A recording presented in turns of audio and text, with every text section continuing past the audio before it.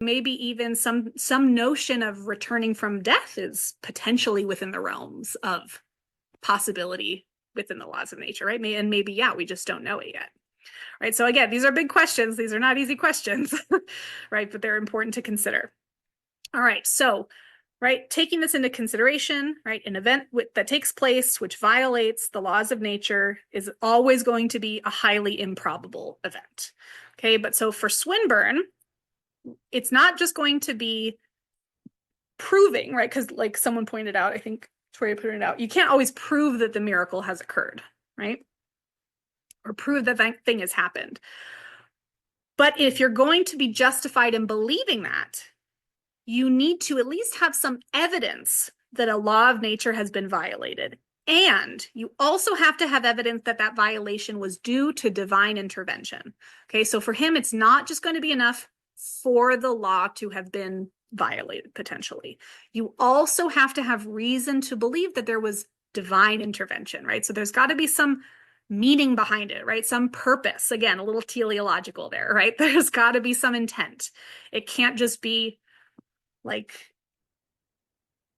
yeah, maybe you've seen something happen that seemed miraculous, but like it didn't affect anybody. Like these things are not going to count, right? Because a personal God would not intervene, right? If not for a particular reason. Okay. So starting with the first criterion, right? How can we justifiably believe that a law of nature has been violated? Well, he argues that future predictions can always nullify a law, right? Because again, we can always think that the law should be updated, as we talked about. Potentially there's new information, right? And the reason that we like laws of nature, the reason that they're useful is because they make predictions, right? So the idea is that if you're using, this is just science, right? If you're using a law or theory, right? You make a prediction, you have your hypothesis, and then whether or not that hypothesis confirms or disconfirms, right? Whether or not the prediction aligns or not with what actually happens is going to be reason to support the law or not, right? So of course, this is going to have to be, right, something that is on the whole always operating as it should. So when an event violates a law of nature, the appearance may simply be that no one has thought of the law that could explain that event, right? So he's already acknowledging that. He is acknowledging that there are things that could appear as if they are violations of laws of nature, but in fact, it could just be a hole in our understanding, right? So he is smartly enough recognizing that, right? So what can we say then is going to count as a true violation, right? Not something that is just going to require us to switch paradigms and update our law. And for him, that's going to be lack of repeatability and lack of natural explanation. Okay, so if we're going to think that something is a true violation, we have to say that it's not repeatable, right? And that we cannot think of any possible natural explanation for it. Right? So for that last one, I think of like the ghost hunters type shows, right? Where they're like, okay, someone's claiming to have paranormal phenomena in their house, so we're going to make sure it's not like an electrical signal, right? We're going to process some elimination, right? Try and rule out any natural explanation for those things, right?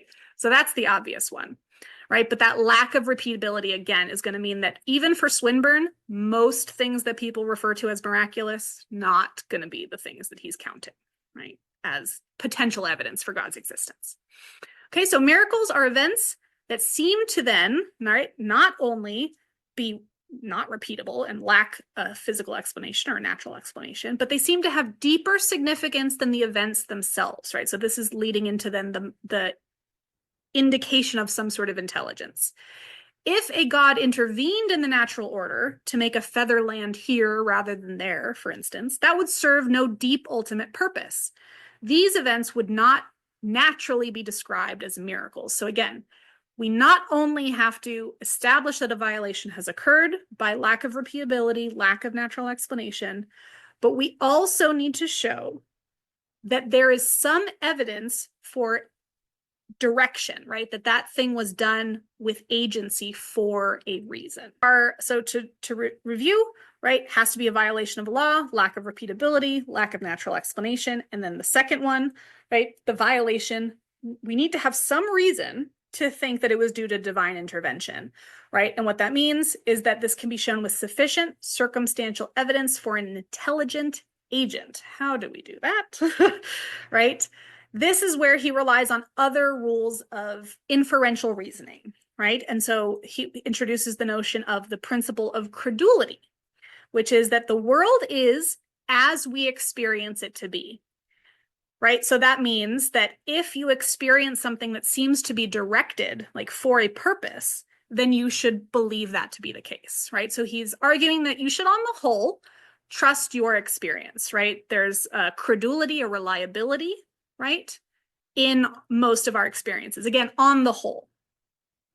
Of course, we're fallible, right? But on the whole, right, we can trust what our experience tells us. Now, of course, this principle would be criticized because it can't necessarily, on its own, just prove that God exists. Because just as much as people claim to have religious experience, there are lots of people who claim not to have religious experiences, right? So those people would be just as rational, right, then to conclude that no God exists, right? That they have a godless world that they live in. So he responds to this by stating that the principle of credulity does not apply to experiences of absences. So you can sort of think of this like the way you argue for what's it called in the court of law? Who has the burden of proof, right?